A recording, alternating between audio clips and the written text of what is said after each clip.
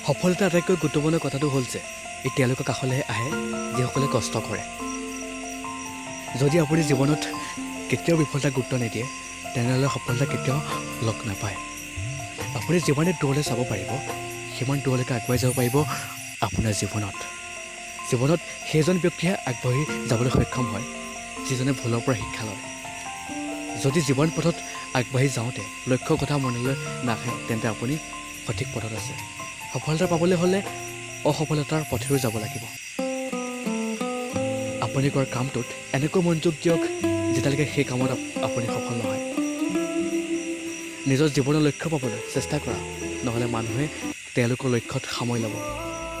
যিসকলে নিজৰ কামত সন্তুষ্টি পায় তেওঁলোকে কেতিয়াও আনে কৰা কামক নিন্দা নকৰে। কাম কৰিলে এনেকৈ কৰক যাতে কামেও তোমাক ভয় কৰে দেখি। যিমান কঠিন সংঘৰ্ষ হ'ব জয়ৰ আনন্দ সিমানেই বেছি হ'ব। যদি কষ্ট আৰু পৰিশ্ৰম সঁচা হয় তেনেহ'লে কেতিয়াও তুমি বিফল নোহোৱা, সফল হ'বাই। কষ্ট কৰিলেহে সফলতা পোৱা যায়। কষ্ট অবিহনে কেতিয়াও ভাগ্যৰ উদয় নহয়। সফলতা এদিনতে পোৱা বস্তু নহয়। ইয়াৰ বাবে লাগিব ধৈৰ্য, সাহস, একাগ্ৰতা, কঠোৰ পৰিশ্ৰম। তোমাৰ সফলতা তুমি কৰা সেই কামৰ প্ৰতি তোমাৰ বিশ্বাস, পৰিশ্ৰমৰ ওপৰত নিৰ্ভৰ কৰে।